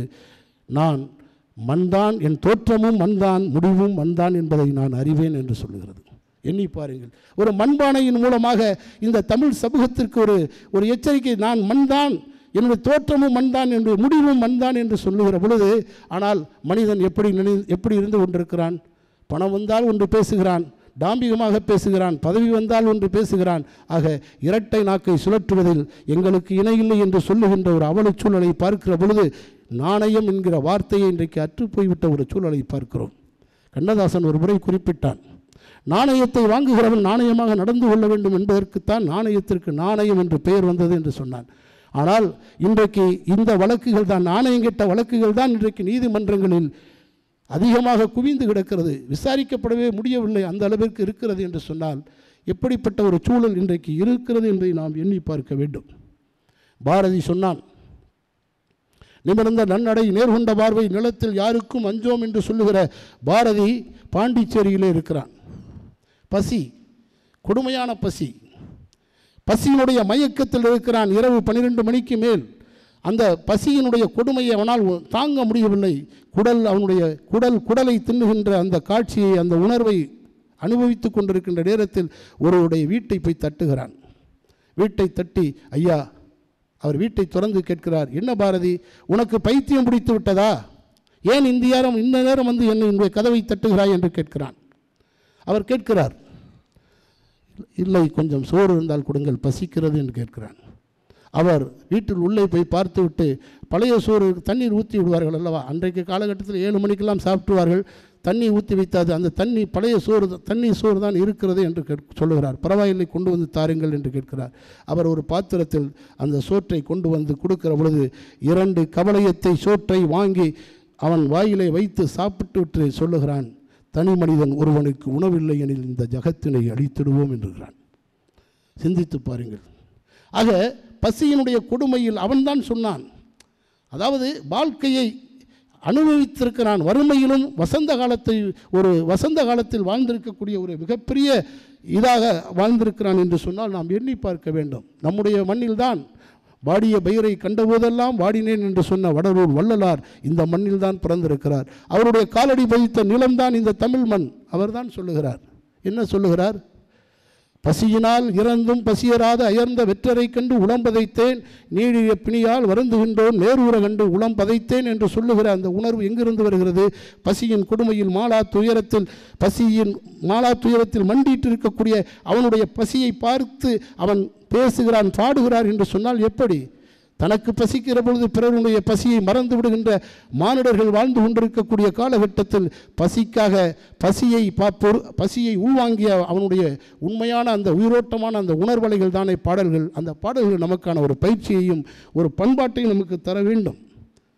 பாரதிதாசன் கூட சொல்லுவான், சிற்றூரும் வரப்படுத்த வயலும் தேக்கியனல் வாய்க்காலும் வகைப்படுத்தி நெற்சேர உழுது உழுது பயன் விளைவித்த நிறை உழைப்பு தோள்களெல்லாம் எவரின் தோள்கள், காண்பதெல்லாம் பாட்டாளி கண்டான், காண்பதெல்லாம் தொழிலாளி கண்டான், காண்பதெல்லாம் விவசாயி கண்டான், ஆனால் அவன் காணத் தகுந்தது வறுமையாம், பூணத் தகுந்தது பொறுமையாம் என்று தொழிலாளர் தோழராய் உரத்த குரல் எழுப்பி சமதர்ம பூங்காவை சமைக்க துடித்தான் என்று சொன்னால் அது ஒரு மானுட பார்வைதான். எல்லோருக்கும் எல்லாம் கிடைக்க வேண்டும், எல்லோரும் சமமாக இருக்க வேண்டும் என்கிற அந்த ஏக்கம் எவனுடைய உள்ளத்திலிருந்து ஊற்றெடுத்து பிராபகம் எடுத்து ஓடுகிறதோ அவன்தான் இப்படிப்பட்ட சிந்தனைகளை இந்த மனித குலத்துக்கு தர முடியும் என்பதற்கு பாரதிதாசனுடைய பாடல்கள் நமக்கு ஒரு மிகப்பெரிய ஒரு உந்து சக்தியாக இன்றைக்கும் இருந்து கொண்டிருக்கிறது. உங்களுக்கெல்லாம் தெரியும், ராஜாஜி அவருடைய வீட்டுக்கு நம்முடைய தந்தை பெரியார் தூயதாடி மார்பில் விழும், அவர் மண்டை சுரப்பை உலகம் தொழும், அவர் மனக்குகையில் சிறுத்தை எழும் என்று சொல்லுகின்ற தந்தை பெரியார் அவர்கள் அவருடைய இல்லத்திற்கு செல்லுகிறார்கள், ராஜாஜியினுடைய இல்லத்திற்கு. அங்கே ஒரு 14 வயசு 15 வயசுக்குள்ள ஒரு குழந்தை ஒரு பெண்ணை பார்க்கிறார். சிறுமி என்று வைத்துக் கொள்ளலாம். பார்க்கிற பொழுது மொட்டை அடிக்கப்பட்டிருக்கிறாள் இந்த பெண். பெரியார் கேட்கிறார், என்ன இது? இல்லை, திருமணம் நடந்து விட்டது, கணவன் இறந்து விட்டான், ஆகையினால் மொட்டை அடித்து வெள்ளை சேலை கட்டி அவளை வைத்திருக்கிறோம் என்று தந்தை பெரியார் இடத்தில் ராஜாஜி சொல்லுகிறார். பெரியார் கோபப்படுகிறார். என்ன இது? மிகப்பெரிய அக்கிரமம் இல்லையா இது? இது அநியாயம் இல்லையா? இதை மாற்ற வேண்டாமா? என்ன உன்னிடத்தில் மனிதநேயம் இல்லையா? நீ எப்படி இதை செய்யலாம் என்று ராஜாஜியோடத்தில், அதாவது மாறுபட்ட வேறுபட்ட கருத்துக்கள் இருந்தால் கூட தன்னுடைய உள்ள கொதிப்பை, தன்னுடைய உணர்வை சொல்லுகிற பொழுது அவர் அதற்கு பிறகு மாறுகிறார். மாறி தன்னுடைய மகளை மகாத்மா காந்தியுடைய மகனுக்கு திருமணம் செய்து கொடுக்கிறார் என்று சொன்னால் அதற்கு அடிப்படை அந்த உள்ளுணர்வு தந்தை பெரியாரிடத்தில் இருந்தது, அந்த மனித நேயம் இருந்தது. இந்த மானுட நேயம் எங்கிருந்து பெற்றார்? அவர் படித்து கொண்டே இருந்தார், சாகிறவரை படித்து கொண்டிருந்தார். வாசிக்க வாழ்க்கை அவருக்கு வசப்பட்ட காரணத்தினால்தான் ஒரு வாழ்வியல் கூறுகளை, வாழ்வியல் நடமாடுகின்ற வாழ்க்கை பிரச்சனைகளை அவர் பேசுகின்ற நிலைக்கு அவர் உருவானதற்கு காரணம் அடிப்படை இதுதான். இதை பார்க்கிறார் பாரதிதாசன். கோரிக்கையற்று கிடக்குதென்னே வேரில் பழுத்தபடா, மிக பட்டதென்னை குளிர் வடிகின்ற வட்டநிலா என்று ஒரு கவிஞனுடைய உள்ளத்தில் தந்தை பெரியார் மாற்றிய அந்த உணர்வுகள் தான் கவிதைகளாக வருகிறது என்று சொன்னால் இதுதான், இந்த பார்வைதான் மானுடத்தினுடைய நேயம். இதைத்தான் நம்முடைய இலக்கியங்கள் சொல்லி கொண்டிருக்கிறது. ஆகையினால்தான் நாம் என்ன செய்ய வேண்டும் என்று சொன்னால், விதவை திருமணத்தை எல்லாம் அன்றைக்கு தடை செய்து கொண்டிருந்த காலகட்டத்தில் இப்படிப்பட்ட புரட்சிகர சிந்தனைகள் வருந்த பொழுதுதான் ஒரு மாற்றம் உருவாகியது. வலம்புரி ஜான், நீங்கள் எல்லாம் படித்திருப்பீர்கள் அவருடைய புத்தகத்தை. வார்த்தை சித்தன் என்று சொல்லக்கூடிய வலம்புரி ஜான் இந்த செய்திகளை எல்லாம் விதவை பெண்ணுடைய அந்த கோலத்தை, அவருடைய கண்ணீரை பார்த்துவிட்டு அவன் எழுதுகிறான், இந்தியாவில் எரிபொருள் தட்டுப்பாடு என்றைக்கும் வராது, இந்தியாவில் எரிபொருள் தட்டுப்பாடு என்றைக்கும் வராது. இங்கேதான் வீட்டுக்கு வீடு விதவைகள் இருக்கிறார்களே, அவர்கள் வெப்பம் எரிக்காத விறகையா மேலே இருக்கிற அப்பம் எரித்து விடப் போகிறது என்ற கேள்வி எங்கிருந்து வருகிறது என்று சொன்னால், ஒரு தவறை, ஒரு அக்கிரமத்தை, ஒரு அநியாயத்தை பார்க்கிற பொழுது ஒரு எழுத்தாளனுக்கு அந்த சிந்தனை வர வேண்டும், ஒரு கவிஞனுக்கு அந்த சிந்தனை வர வேண்டும். அப்படி வருகிற பொழுதுதான் அவன் மனித நேயத்துடைய மகத்தான ஒரு சான்றாக இருக்க முடியும். இல்லை என்று சொன்னால் அவன் மனித ரூபத்தில் நெல்லுருவி, அதாவது பதருருவில் இருக்கின்ற நெல்லாகத்தான் காட்சியளிக்க முடியுமே தவிர அநீதி என்று சொல்லுகிற ஆற்றல் யாருக்கு இல்லையோ அவர்கள் மனிதர்களாக நடமாடுவதற்கு தகுதி இல்லை என்பதையும் நாம் புரிந்து கொள்ள வேண்டும். புரட்சி கவிஞன் தான் சொல்லுவான், அந்த பண்பாட்டு ரீதியாக ஒரு சமூகத்தை மடைமாற்றம் செய்வதற்காக அவன் பாடுகிறான், பெண்ணை பாடுகிறான். இன்றைக்கு பாருங்கள், எல்லா விளம்பரங்களிலும் பெண்களைத்தான் போட்டு வைத்திருக்கிறார்கள். ஒரு மோட்டாருக்கும் பெண்ணுக்கும் என்ன ஒரு சம்பந்தம் இருக்கிறது? சிந்தித்து பாருங்கள். பெண்ணை அப்படித்தான் ஒரு போகப் பொருளாக, விளம்பர பொருளாக காட்டிக் கொண்டிருக்கின்ற இந்த காலகட்டத்தில் பாரதிதாசன் அன்றைக்கு ஏறக்குறைய 60-70 ஆண்டுகளுக்கு முன்னால் அவன் பாடுகிறான், தன்னிலவும் அவள் முகமோ, பெண்ணை வர்ணிக்கிறான், ஒரு கண்ணியத்தோடு வர்ணிக்கிறான். இன்றைக்கு எப்படி இருக்கிறது? சிந்தித்து பாருங்கள். தன்னிலவும் அவள் முகமோ, தாரகைகள் அவள் நகையோ, தளிருளலை தொடும் உணர்வோ, நன்னிலம் சேர் குளிரோ, விண்ணிலம் கார்குழலோ, காணும் எழிலெல்லாம் மெல்லியின் வாய் கல்வெறியோ, அள்ளி மலர் தேனின் வண்டின் ஒளி, அன்னவளின் தண்டமில் தாய்மொழியோ, வாலிய இவையெல்லாம் எழுத வரும் கவிதை, கண்டெடுத்தேன் உயிர் புதையல் அதோ வந்துவிட்டால் கண்டெழுத முடியாத நறுங்கவிதை அவளோ என்கிறான். அவள் வந்துவிட்டால் அதற்கு பிறகு அவளை சொல்லுவதற்கு எனக்கு அனுமதி இல்லை என்று தனக்குத்தானே தடை போட்டுக் கொள்கிறான் என்று சொன்னால் இன்றைக்கு என்ன நடந்து கொண்டிருக்கிறது? ஒரு பத்திரிகையாளர் எழுதினான், பெண்களை எல்லாம் இவன்தான் பத்திரிகையெல்லாம் தலைகீழாக தொங்க வைத்திருக்கிறாள் அல்லவா பெட்டி கடைகளில். அதை பார்த்து விட்டு சொன்னான், இவன்தான் சரியான இந்த பத்திரிகைக்காரர்களுக்கு சரியான செருப்படி தந்திருக்கிறான், தலைகளை தொங்க வைத்திருக்கிறான் என்று சொல்லுகிறான் என்று சொன்னால் இந்த இயக்கம் அநீதிக்கு எதிராக நாம் குரல் கொடுக்க வேண்டும். அதுதான் நமக்கு மிக மிக முக்கியமான ஒன்று. அப்படிப்பட்ட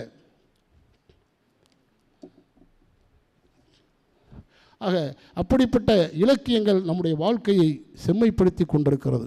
அப்படிப்பட்ட இலக்கியங்களை வாசிக்க வேண்டும், படிக்க வேண்டும், பயன்பெற வேண்டும். கண்ணதாசன் கூட ஒரு முறை சொல்வான் அவருடைய கவிதையில், சுடுகாட்டு எலும்பை சோதித்து பார்த்ததில் வடநாட்டு எலும்பு என்று வந்த எலும்பு இல்லையடி, தென்னாட்டு எலும்பு என்று தெரிந்த எலும்பு இல்லையடி, மனிதனை புதைத்து சமத்துவத்தை போதிக்கும் மயானத்தில் கூட ஜாதி வரியும் மதவரியும் குலவரியும் எழுந்து நிற்கிறது, என்னடா செய்வது என்று அவன் நொந்து வெந்து எழுதினான் என்று சொன்னால் இன்றைக்கும் முடிந்தபாடில்லை. பாரதி தான் சொல்வான், சுதந்திரம் வருவதற்கு முன்பே பாரதி பேசுகிறான். சுதந்திரம் வருவதற்கு முன்பு சுதந்திரம் பெற்றுவிட்டதை போன்ற ஒரு மன பிரம்மையில் உணர்வுகளினுடைய உச்சத்தில் நின்று கொண்டு அவன் பாடுகிறான். என்ன சொல்லுகிறான் என்று சொன்னால், ஆடுவோமே பல்லு பாடுவோமே ஆனந்த சுதந்திரம் அடைந்து விட்டோம் என்று சுதந்திரம் வருவதற்கு முன்பே அவன் பாடுகிறான் என்று சொன்னால், சுதந்திரம் வந்திருந்தால் அவன் என்ன செய்திருப்பான்? அந்த சுதந்திரம் வருவதற்கு முன்பு அடிமை இந்தியாவில் நின்று கொண்டு தான் அவன் சொல்லுகிறான், உனக்கு எதற்கடா சுதந்திரம் என்று கேட்கிறான். ஆடுவோமே பாடுவோமே பல்லு பாடுவோமே என்று சொல்லிவிட்டு அடுத்த கேள்வி, உனக்கு எதற்கு சுதந்திரம்? சுதந்திரத்துக்கு நீ தகுதியானவனா என்று கேட்கிறான். இன்றைக்கு சுதந்திரம் என்ற வார்த்தை கூட சுதந்திரமாக இல்லை என்பதுதான் யதார்த்தமான உண்மை. ஆக அவன் என்ன கேட்கிறான், சுதந்திரம் வேண்டும் என்று இருக்கிறாயே, சாதி சண்டை போச்சோ சமய சண்டை போச்சோ, உனக்கு எதற்கடா சுதந்திரம் என்று கேட்டான் என்று சொன்னால், பாரதி மீண்டும் இந்த மண்ணுக்கு தேவை, பாரதியின் சிந்தனைகள் தேவை. ஆக நாம் என்ன செய்து கொண்டிருக்கிறோம் என்று சொன்னால், வயலை தரிசாக போட்டுவிட்டு வரப்பு சண்டையில் ஈடுபட்டு கொண்டிருக்கிறோம். ஆகையினால் மானுட நேயத்தினுடைய மகத்தான சிந்தனைகளை உணர்வுகளை நாம் பதிய வைப்பதன் மூலமாகத்தான் ஒரு சமூகத்தை, ஒரு தேசத்தை, ஒரு நாட்டை ஒரு சரியான திசை நோக்கி அழைத்து செல்ல முடியும் என்று கூறி வாய்ப்புக்கு நன்றி கூறி விடைபெறுகின்றேன். நன்றி, வணக்கம்.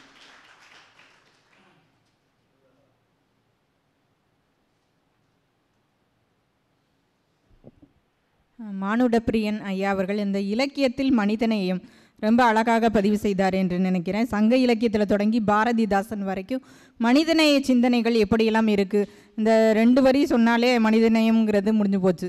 யாதும் ஊரே யாவரும் கேளீர். அந்த காலத்திலே பார்த்தீங்கன்னா எல்லா ஊரும் என்னோட ஊர் தான், எல்லா மக்களும் என்னுடைய உறவினன்னு சொல்லக்கூடிய அந்த பரந்த மனப்பான்மை தமிழர்கள்ட்ட மட்டும்தான் இருந்தது இல்லையா? அந்த மனப்பான்மை தான் மக்களுக்கு மிகவும் தேவை என்பதை மிக அழகாக பதிவு செய்தார். ஐயா சொன்ன கருத்துக்கள் எல்லாமே மிகச்சிறப்பாக இருந்தன.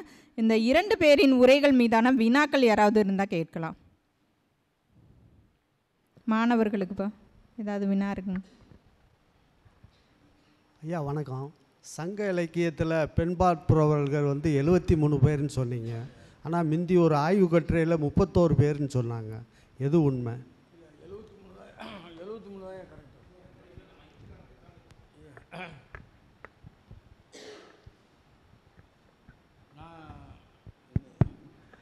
நீங்கள் சொல்கிற மாதிரி இதே கேள்வி இன்னொரு ஆசிரியர் என்ற கேட்டிருந்தார். அவங்களுக்கு நான் சொன்னேன் இல்லையா, கருணாகரன், நீங்கள் அவர்கிட்ட கேட்டிங்கன்னா இது தெரியும். அவர்கிட்ட நான் விசாரித்தேன், என்ன சார் எது சார் உண்மைன்னா, 73 பேர் தான் சார் உண்மை, அது ரெக்கார்டு பூர்வமாக இருக்குது அப்படின்னு சொல்லிட்டார். அவர் சொன்ன கருத்து தான் இந்த 4 அவையாரை சொன்னது எனக்கு. ஆமாம், எனக்கு ஏதாவது சந்தேகம் வந்தால் நான் எல்லாத்தையும் ஃபோன் பண்ணிடுவேன் கம்ப்ளைண்ட். அதே மாதிரி தான் பாலகிருஷ்ணன்ட்டே நான் சில விஷயங்கள் பேசி இதை எடுத்தது.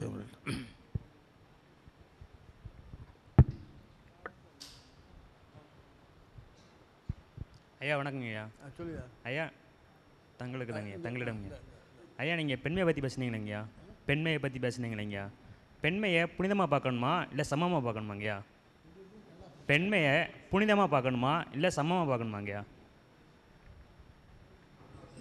புனிதமாக பார்க்க வேண்டிய அவசியம் இல்லை, சமமாக பார்த்தா போதும். ஏன்னா ஆணும் பெண்ணும் சமம் பொழுது புனிதம் என்பதுக்கு வேலை இல்லை. சமமாக பார்க்க வேண்டியது தான் கடமை, புனிதம்ன்றது அவசியம் இல்லை. சமமாக பார்த்தாவே புனிதம் வந்துவிடும். ஆமாங்க. ஏன்னா பெண்ணோட அடிமைத்தனத்தோட ஆரம்பமே உங்களோட புனிதமாக்குனது தான் அப்படின்னு அதை நம்ம ஏற்றுக்கொள்ள முடியாது. ஆனால் பெண்ணை நம்ம புனிதமாக பார்க்கறது என்பது இவையெல்லாம் ஒன்று, அதாவது வாழ்க்கைக்கு வெளியே சொல்லக்கூடிய கருத்து. புனிதமாக பார்க்குறோம், குஜராத்தில் 40,000 பெண்களை காணோம்னு சொல்கிறான். நதிகளுக்கெல்லாம் பேர் வச்சுருக்கிறோம், பெண்ணுடைய பேர் தான் வச்சுருக்கிறோம். சரஸ்வதி, யமுனை, கங்கா எல்லாம் வச்சுருக்கிறோம். என்ன நடந்துகிட்டு இருக்கு? ஆக பெண்மைக்கு சமமான உரிமையை கொடுக்கறது தான் நம்மளுடைய இலக்கியங்கள் சொல்லுது.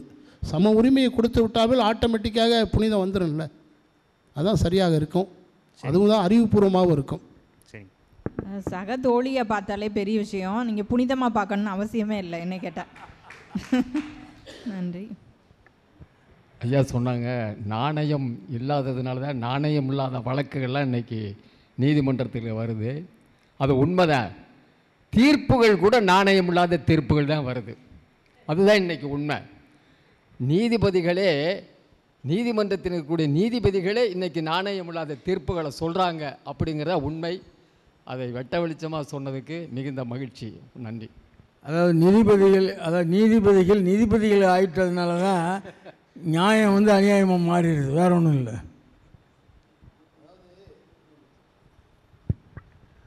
அதாவது நீதி வந்து தலைவர் பேசும்பொழுது சொன்னாங்க, சிலப்பதிகாரம் எதுக்கு நமக்கு சிலப்பதிகாரம்னு சொல்லுது. சிலப்பதிகாரம் ஒரு மன்னன் இடத்துல போய் ஒரு சாதாரண பெண் முறையிட்டு நீதியை பெறுகின்ற அன்றைய மன்னராட்சியில், இன்றைக்கு மக்களாட்சி. அப்போ நம்ம வந்து இன்றைக்கு நீதிமன்றத்துக்கு போகிற பொழுது நமக்கு நீதி கிடைக்கல. நீதி சரியாக இருக்கும் பட்சத்தில் வன்முறைகள் நடக்காது. சட்டம் தன்னுடைய கடமையை செய்யணும். ஆனால் இன்றைக்கி என்ன, குனிந்து நிற்க வேண்டிய குற்றவாளி நிமிர்ந்து நிற்கிறான், நிமிர்ந்து நிற்க வேண்டிய நீதிமன்றம் குனிந்து நிற்கிறது. இதை தவிர வேறு ஒன்றும் இல்லை.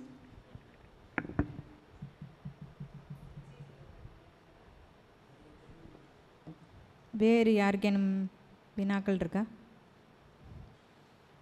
நிகழ்வின்றி ஐயா அவர்களுக்கு உலகத் தமிழ்ச் சங்கம் மதுரையின் சார்பில் பொலிவாளர்கள் இருவருக்கும் சான்றிதழ் வழங்கி சிறப்பிக்க முருகேசன் ஐயா அவர்கள் மண்மக்கள் மனிதம் பதிப்பகத்துடைய ஆசிரியர் ஐயா அவர்களை மேடைக்கு வருமாறு அன்போடு அழைக்கிறேன்.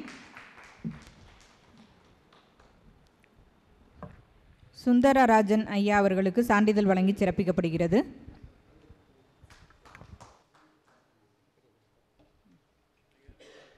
பார்வையாளர்கள் கைதட்டல் எழுப்பலாம், ஒரு பாராட்டு தான்.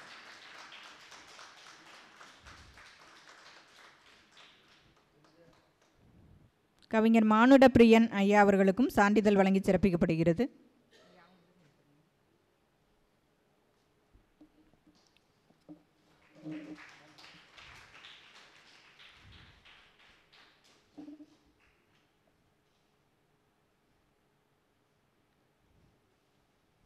மிக்க நன்றி. நிகழ்வினுடைய நிறைவு பகுதிக்கு வந்துவிட்டோம். சங்கத்தமிழ் காட்சி கூட்டத்தினுடைய விளக்குனர் திருமதி ரே புஷ்பநாச்சியார் அவர்களை நன்றியுரையாற்ற அன்போடு அழைக்கிறேன்.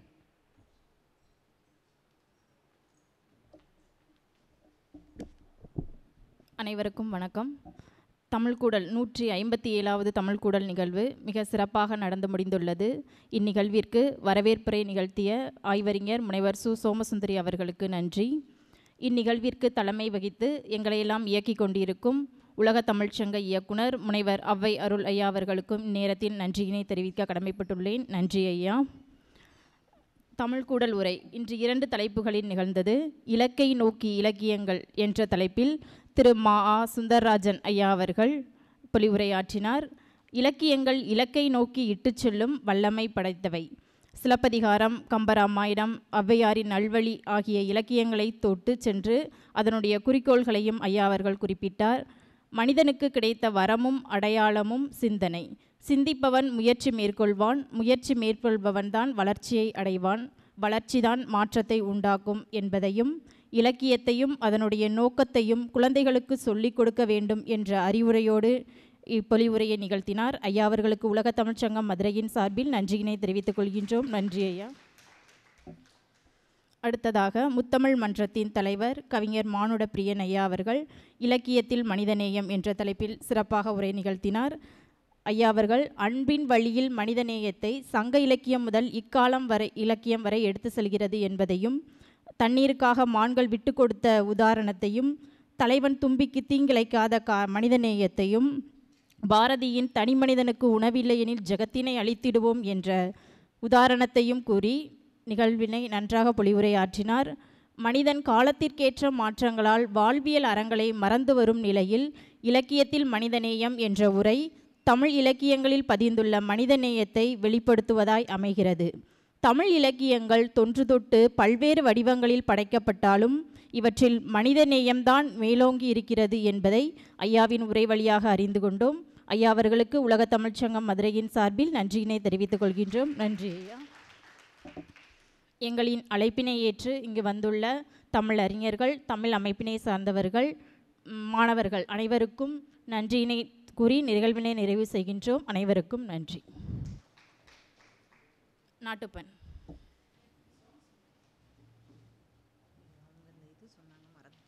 जनगणमन अधिनायक जय गे भारत भाग्य विदाता पंजाब सिंध गुजरात मराठा द्राविड उत्कल बंगा विंध्य हिमाचल यमुना गंगा उच्चल जलसिसरंगा दब सुब नामे जागे दब सुब आशीष मागे दागे दब जय दादा जनगण मंगलदायक जय गे भारत भाग्य विदाता जय गे जय गे जय गे जय जय जय जय गे।